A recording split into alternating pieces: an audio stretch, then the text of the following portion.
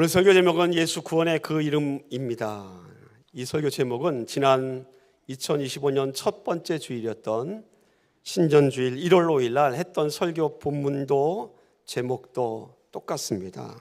그리고 내용도 비슷한 내용이 거의 겹치는 내용도 많이 있습니다. 우리는 이 주제를 갖고 올 한 해 동안 때로는 걷기도 하고 또 때로는 앉아서 쉬기도 하고 때로는 달리기도 했습니다. 달리다가 힘들면 또 쉬기도 했습니다. 그러면서 여기까지 함께 동행해 왔습니다. 오늘 우리의 마지막 주 52번째 주일 예배를 하나님 앞에 드립니다.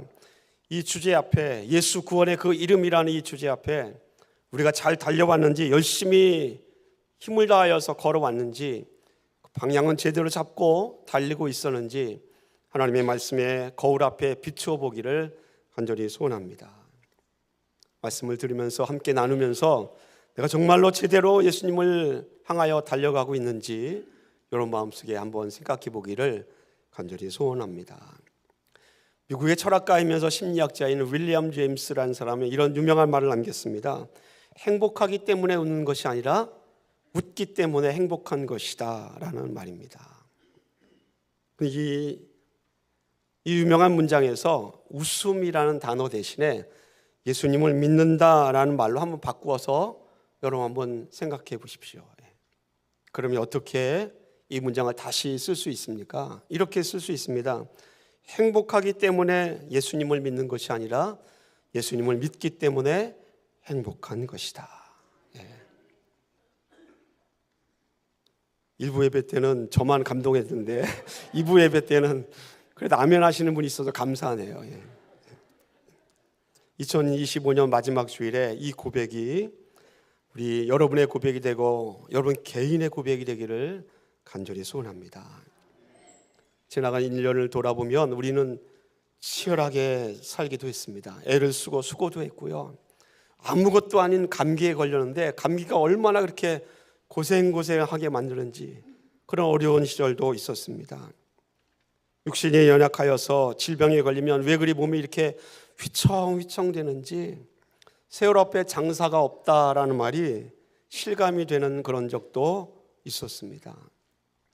또 누군가에게는 가까운 사람을 잃어서 몸과 마음을 이렇게 세울 수 없을 만큼 그렇게 어려운 그런 시간을 보내셨던 성도님들도 계십니다. 그런가 하면 물질로 인하여서 염려하고 걱정했던 때도 있었고요. 인간관계 때문에 속이 상하고 마음이 상처를 받아서 어려웠던 적도 있습니다. 하나님께서 우리에게 하나님의 말씀을 의지하여 좌로나 우로나 치우치지 말라라고 말씀하셨음에도 불구하고 우리가 얼마나 그렇게 좌로나 우로나 치우치면서 갈팡질팡했는지 모릅니다. 그것이 우리의 인생입니다. 여러분, 변화무쌍한 인생이라는 이 시간을 우리가 걸어가면서 어려움이 전혀 없는 사람이 우리 가운데 누가 있겠습니까? 그래도 갈팡질팡했던 세월이 할지라도 뒤를 돌아다 보면 하나님의 은혜가 있음을 우리는 믿습니다. 그래서 이렇게 고백합니다. 행복하기 때문에 예수님을 믿는 것이 아니라 예수님을 믿기 때문에 어떻게 하다고요? 행복한 것이라. 그 고백이 이 마지막 주에 우리의 고백이 되기를 원합니다. 올해 우리 교회의 주제는 예수 구원의 그 이름입니다. 이 주제를 향하여 함께 동행하기 위하여서 주제 선구로 전한 말씀이 사도행전 4장 12절 말씀과 16장 31절의 말씀입니다. 두 성경 구절을 묶어서 우리 교회 주제 선구로 잡았습니다. 같이 읽으면 이렇습니다. 다 같이 한번 읽어보겠습니다. 다른 이로서는 구원을 받을 수 없나니 저나 사람 중에 구원을 받을 만한 다른 이름을 우리에게 주신 일이 없음이라. 주 예수를 믿으라. 그리하면 너와 내 집이 구원을 받으리라. 아멘. 이 각각의 두 성경 구절은 각각 서로 다른 배경 속에서 나오고요. 서로 다른 등장인물이 있습니다. 서로 다른 배경이지만 이 두 성경 구절이 질문하고 있는 그 질문은 똑같습니다. 먼저 사도행전 4장의 배경은 오순절 성령 강림의 사건과 아주 밀접하게 관계되어 있습니다. 예수님이 하늘로 승천하신 10일쯤이 지났습니다. 마가의 다락방에 120명의 사람이 모였는데 어떤 역사가 일어납니까? 성령이 이 땅에 임재하십니다. 120명의 사람이 성령의 충만함을 받습니다. 2000년 전에 초대교회 공동체에 성령의 충만함을 받은 사람들은 가만히 있을 수 없었습니다. 그들의 삶이 예수님을 증거하였고요, 그들의 행동과 그들의 모임이 하나님의 나라 천국을 경험케 했습니다. 천국을 경험했다라는 것입니다. 그 공동체 안에서. 여러분, 먹을 것이 풍족하다고 천국을 경험한 것도 아닙니다. 물질이 풍족하다고 천국을 경험한 것도 아닙니다. 염려와 걱정이 없다고 해서 천국을 경험한 것도 아니었습니다. 여전히 부족함이 있고, 여전히 염려와 걱정이 있고, 심지어는 박해와 순교의 두려움이 있는 그 상황 속에서 그들은 천국을 경험했습니다. 어떻게 그렇게 했습니까? 서로 간에 배려하고 나누고 섬기고, 하나님께서 그 공동체를 치유케 하시고 회복해 주시는 하나님의 역사가 그들 가운데 있었기 때문에 하나님의 나라 천국을 경험했다라는 것입니다. 성령이 충만한 임재를 받은 베드로가 설교했더니 하루에 3,000명이 예수를 믿고 회개하며 세례를 받는 역사도 일어났습니다. 베드로와 요한이 나사렛 예수 그리스도의 이름으로 일어나라 라고 명령했더니 안진뱅이가 일어난 기적의 역사도 있었습니다. 그런데 여러분, 이렇게 좋은 일이 생기면 꼭 남 잘 되는 것을 보지 못하는 사람이 있지 않습니까? 남 잘 되는 것이라고 얘기하지 않고요, 사람들 어떻게 말합니까? 남 잘 되는, 그렇죠, 꼴이라고 하더라고요. 초대교회도 그랬습니다. 교회가 하나가 되고 배려하고 섬기고 나누었더니 그들이 잘 되는 꼴을 보지 못하는 사람들이 예수님의 제자들을 관청에 고발하여 사도행전 4장에 보면 그들을 전부 다 잡아다가 감옥에 집어넣습니다. 그런데 놀랍게도 감옥에 가두었다고 하나님의 역사가 멈추지 않았습니다. 사도행전 4장에 보면 오히려 하나님의 역사가 멈추기는커녕 더 뜨겁게 나타났습니다. 사도행전 4장 3절과 4절은 이렇게 기록하고 있습니다. 그들을 잡음에, 사도들 다 잡아서 감옥에 넣었다는 것입니다. 이미 날이 저물었으므로 이튿날까지 가두었으나 그러나 말씀을 들은 사람 중에 믿는 자가 많으니 남자의 수가 약 5천이나 되었더라. 복음을 전했던 사람들이 감옥에 갇혔는데 오히려 더 많은 사람들이 예수님을 믿게 되었다라는 것입니다. 그래서 예수님 잘 믿던 사람이 감옥에 가기거나 어려움을 당하거나 박해를 당하면 어떻게 합니까? 세상 사람들은 거 봐라, 나 그럴 줄 알았다, 저 사람 망할 줄 알았다, 그렇게 조롱하고 비방하지 않습니까? 그런데 복음을 전했던 사도들이 감옥에 가두어졌는데 성경은 기록하기를 말씀을 들었던 사람 중에 남자만 5,000명이 예수님을 믿었다라고 기록하고 있습니다. 놀랍지 않습니까? 오히려 베드로가 설교했을 때보다도 핍박을 당하니까 더 많은 사람들이 예수님을 믿게 되었다라고 성경은 기록하고 있습니다. 그러면 세상도 가만히 있지 않죠. 더 힘을 써서 이 부흥하는 세력을 누르려고 합니다. 결국 힘과 권력을 갖고 있던 관리들과 종교 지도자들이 모여서 사도들에게 질문하고 협박합니다. 사도행전 4장 7절은 이렇게 질문합니다. 사도들을 가운데 세우고 묻되 너희가 무슨 권세와 누구의 이름으로 이 일을 행하였느냐? 너희에게 무슨 권세가 있어 예수의 이름을 전하라고 했느냐? 왜 이런 일을 하느냐고 묻습니다. 성령 충만한 베드로가 가만히 있지 않고 앞으로 대뜸 나서면서 맞받아치며 그들에게 대답합니다. 9절과 10절에 나와 있잖아요. 이 말씀은 현대인의 성경으로 번역하면 이런 뜻입니다. 병든 사람이 어떻게 구원을 받았느냐라고 지금 물었소? 그렇다면 내 분명하게 말하겠소. 나사렛 예수 그리스도의 이름으로 구원을 받았소이다. 베드로의 대답입니다. 그리고 와서 이어서 베드로가 그 유명한 말씀, 본문의 12절 말씀을 남깁니다. 새번역 성경은 이 12절 말씀을 이렇게 번역하고 있습니다. 예수 외에는 다른 아무에게도 구원은 없습니다. 사람들에게 주신 이름 가운데 우리가 의지하여 구원을 얻어야 할 이름은 하늘 아래의 이 이름, 예수의 이름 외에 다른 이름은 없습니다. 당당하게 베드로가 외칩니다. 관리들과 종교 지도자들이 어떻게 합니까? 입을 다물지 못합니다. 어떻게 해야 될지.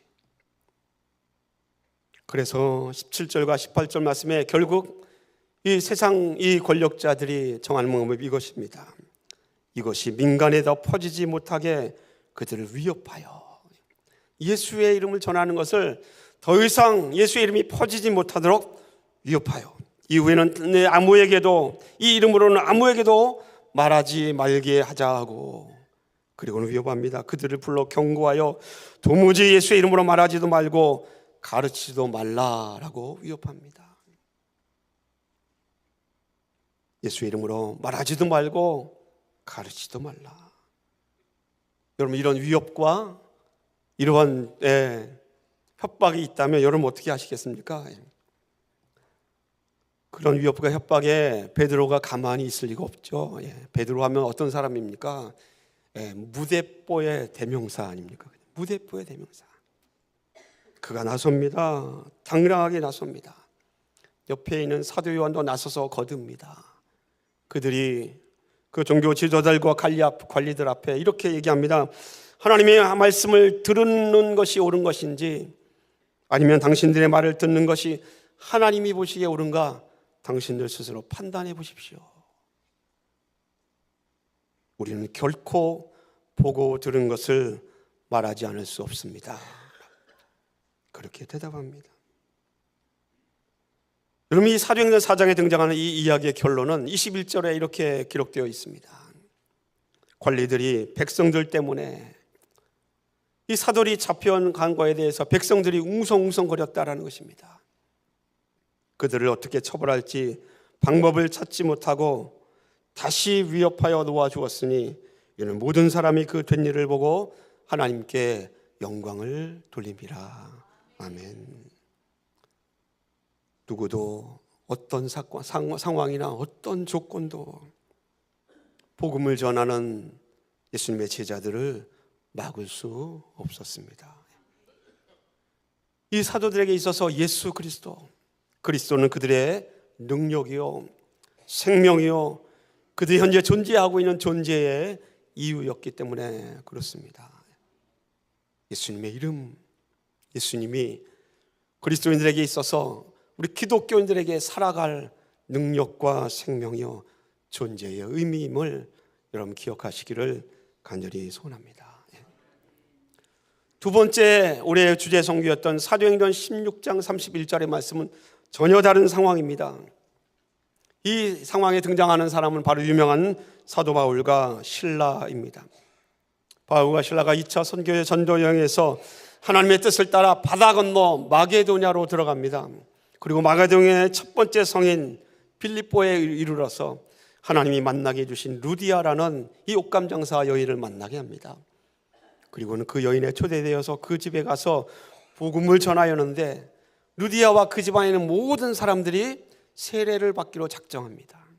전도의 열매가 맺힌 것입니다.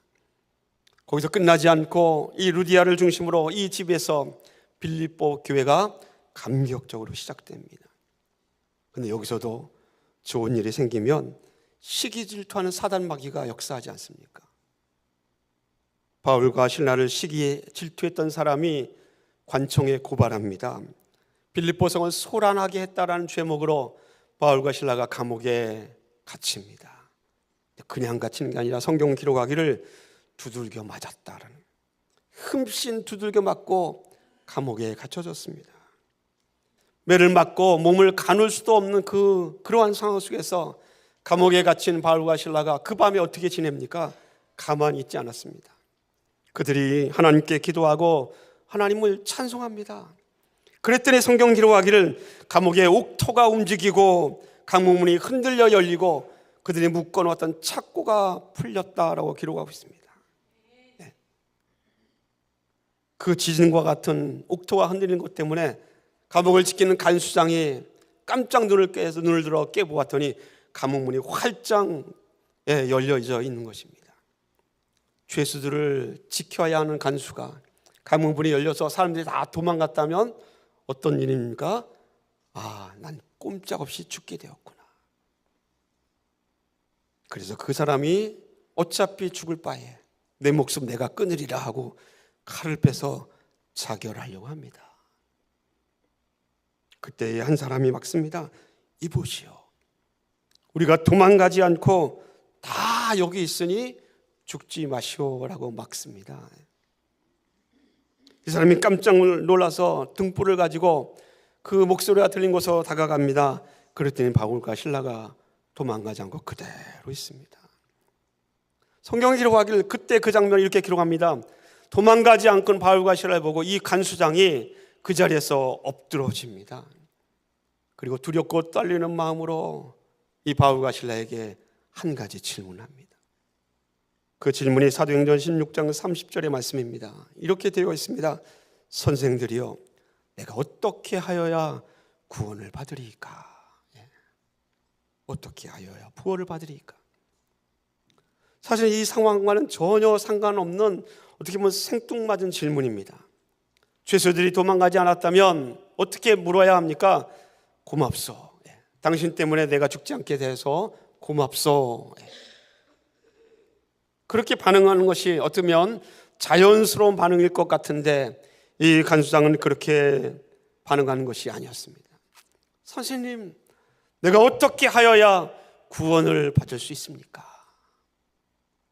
이 유명한 질문에 베드로와 바울과 실라가 대답한 것이 주 예수를 믿으라. 그리하면 너와 내 집이 구원을 받으리라. 이 사도행전 4장과 사도행전 16장 이 두 장에 전혀 다른 상황이지만 던져진 질문은 똑같습니다.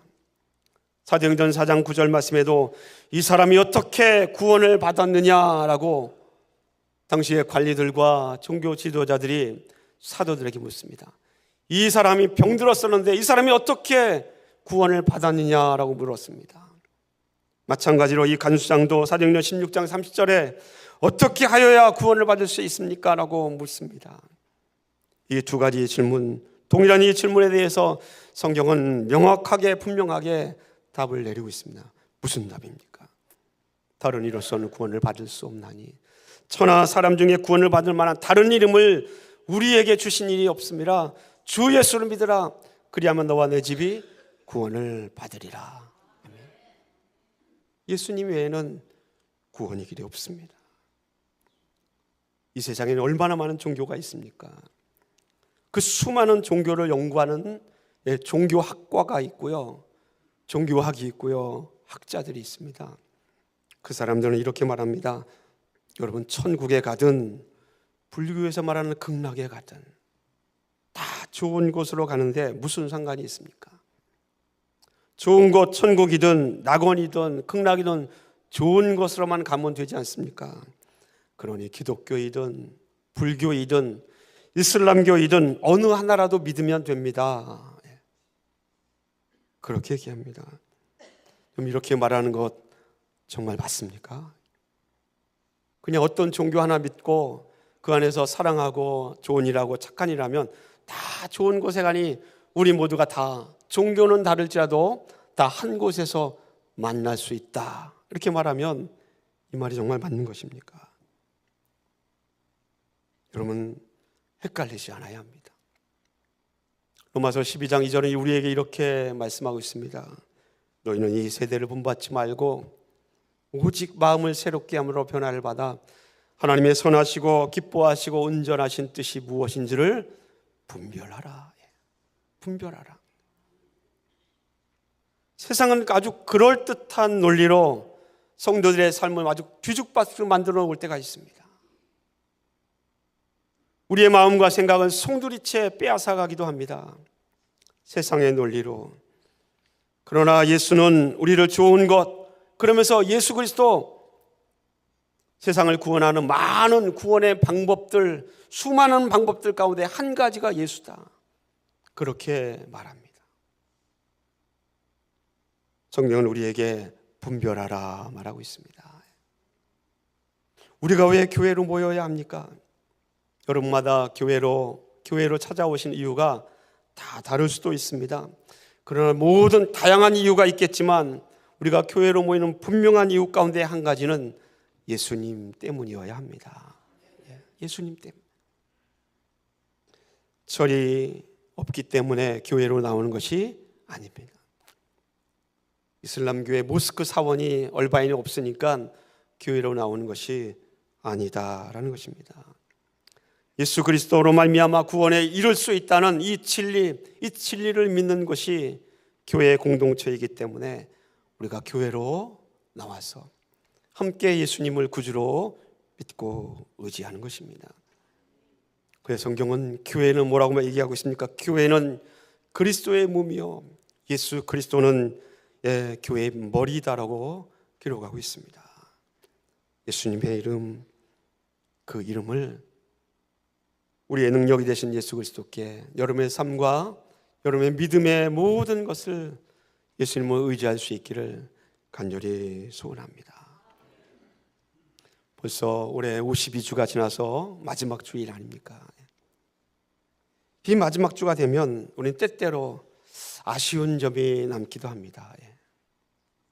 내가 연약한 것 때문에 또는 실수한 것 때문에 아쉽기도 하지만 또 다른 종류의 아쉬움이 있습니다. 내가 올해 이렇게 열심히 하나님을 섬겼는데 하나님이 왜 나에게 기대한 만큼 은혜를 주시지 않을까? 내가 이렇게 열심히 땀을 흘려 사람들을 섬기고 영혼들을 섬겼는데 왜 하나님께서 나에게 막혔던 이 문제들을 해결해 주실지 않을까? 내가 이렇게 열심히 하나님을 섬겼는데 왜 사람들이 나를 인정해 주지 않을까? 혹시 그런 아쉬움이 우리에게 있다면 여러분 마음속에 예수님의 그 사랑을, 이 땅에 오신 예수님을 다시 한번 깊이 생각할 수 있는 귀한 마지막 주일 예배가 되었으면 좋겠습니다. 여러분 신기하게도 세상은 이 시대의 이 세상의 흐름은 예수님 전하는 것을 거부하는 시대를 우리가 살고 있습니다.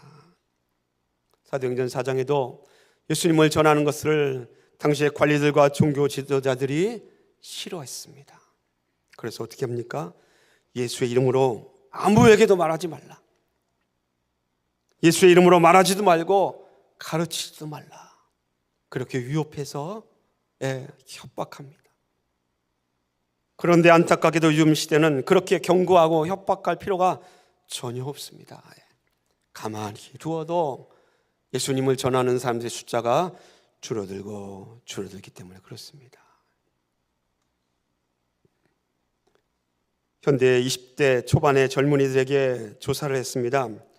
예수님과 무당과 주술사를 비교하는 질문입니다. 여러분 어떻게 생각할까요?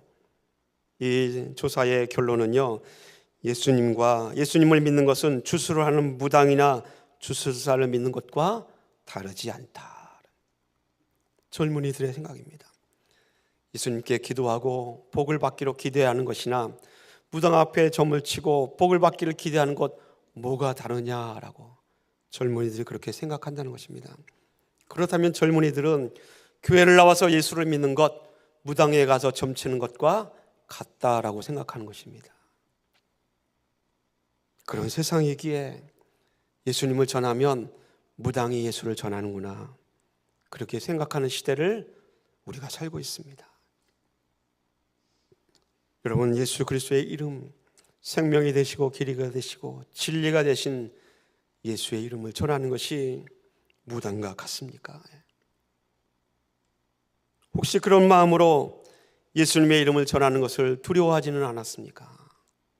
여러분 마음속에 예수 그리스도의 그 이름을 내가 어떻게 소중하게 여기고 자랑스럽게 여기고 무대뽀 같지만 베드로처럼 당당하게 나서서 그리스도의 이름을 드러내고자 했는지 오늘 마지막 주일에 다시 한번 생각해 보기를 간절히 소원합니다.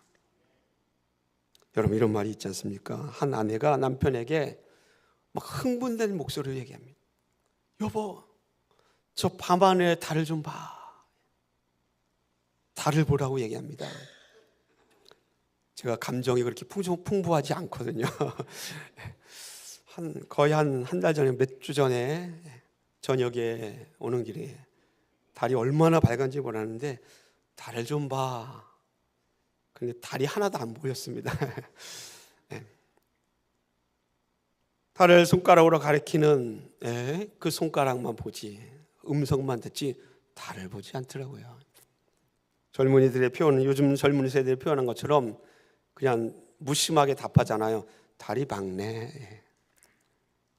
젊은이의 표현으로 영혼 1도 없는 대답, 그쵸? 달이 밝네. 달을 보라고 그랬는데 달을 보지 않고 귀로 듣기만 하거나 달을 보라고 가리켰던 손가락만 보는 경우, 그런 경우를 한자 사자성어로 견지망월이라고 합니다. 지난 올해 신년 첫째 주일에 알려드렸던 사자성어입니다. 그 뜻이 달을 보라고 손가락을 가리켰는데 달은 보지 않고 손가락만 쳐다본다라는 뜻입니다. 이 사자성어는요, 정작 꼭 반드시 보아야 할 핵심을 보지 않고 엉뚱한 것을 보고 있다, 핵심을 놓친다라는 뜻입니다. 우리가 살아가는 그리스도의 인생은 예수 그리스도를 바라보라라고 가리키는 그러한 손가락, 그런 인생이 되어야 하지 않습니까? 주님을 바라보십시오. 내 삶을 통하여 예수님을 바라보십시오. 주님은 이런 분이십니다 하고 그리스도를 바라보라고 예수님을 가리켜야 하는 우리의 손가락인데, 사람들이 내가 가리키는 곳에 있는 예수님을 바라보지 않고 자꾸 나를 봅니다. 그러면 견지망월의 이 실수와 오류에 빠지고 마는 것입니다. 예수님을 가리키면서 나의 이름과 나의 수고와 나의 인정받지 못하는 것 때문에 왠지 마음이 섭섭하고 마음 한구석이 허전하게 느낀다면 이건 역시 견지망월의 오류에 빠지고 스스로 빠지는 것입니다. 사랑하는 성도 여러분, 우리가 지난 1년 동안 달려오면서 여러분의 삶을 통하여 예수님의 이름이 거룩하게 드러났기를 간절히 소원합니다. 그렇다고 한다면 내가 좀 인정받지 못해도 내 수고와 내 기도 제목이 다 응답되지 않았어도, 사람들이 날 인정해주고 주지 못하고 알아주지 못해도 그래도 좀 괜찮습니다. 왜? 나는 인정받지 못하고 난 드러나지 않았어도 예수님의 이름이 드러났다면 그것이 정말 멋진 그리스도인의 인생임을 믿으시면 아멘 하시기를 간절히 소원합니다. 그렇습니다. 14세기의 영문학의 아버지라는 제프리 초서라는 사람이 이런 말을 남겼습니다. Better late than never 이라는 뜻입니다. 아예 아무것도 안 하는 것보다 늦게라도 하는 것이 낫다라는 뜻입니다. 14세기에 나왔던 말입니다. 이 말을 요즘 사람들 어떻게 생각하죠? 늦었다고 생각할 때가 가장 빠르다. 올 한 해 동안 나를 통하여 예수의 이름이 드러나지 않았어도 괜찮다라는 것입니다. 바로 오늘부터 예수의 이름에 생명이 있고 능력이 있다는 것, 그것을 믿고 예수님의 이름이 나의 삶을 통하여서 드러날 수 있도록 오늘부터 다시 시작하면 바로 그 결정이 가장 빠른 결정이요, 가장 좋은 결정이 될 것입니다. 말씀을 맺습니다. 예수 구원의 그 이름, 거기에 생명이 있고 능력이 있고 길과 진리의 역사가 있습니다. 무엇을 믿느냐가 중요한 것이 아니라 누구를 믿느냐가 더 중요합니다. 여러분, 성경이 말하는 구원은 이름이 없는 구원의 신앙이 아니라 분명한 이름을 갖고 있습니다. 구원에 대한 바로 예수 그리스도 그분의 이름입니다. 세상은 우리에게 아주 다양한 방법으로 구원의 방법을 제시합니다. 그래서 사람들이 오해하고 착각합니다. 성공하면 내가 구원을 받았다라고 착각하게 만듭니다. 물질의 축복을 많이 받으면 내가 구원받았구나, 하나님이 축복해 주셔서, 그렇게 오해할 수 있다는 것입니다. 자기 개발을 잘하고 성취감이 있으면 내가 구원받았다라고 오해하게끔 합니다. 종교적 열심을 갖고 있으면 내가 구원의 길에서 열심히 잘하고 있구나라고 그렇게 오해할 수 있게 한다는 것입니다. 그러나 오늘 사도행전의 말씀은 아주 단호하게 거기에 대해서 반박하며 우리에게 말하고 있습니다. 다른 이름은 없다. 다른 방법은 없다. 바로 예수 그리스도 외에는 우리에게 참된 구원을 알게 해 주신 분이 이 세상에는 없음을 알려주고 있습니다.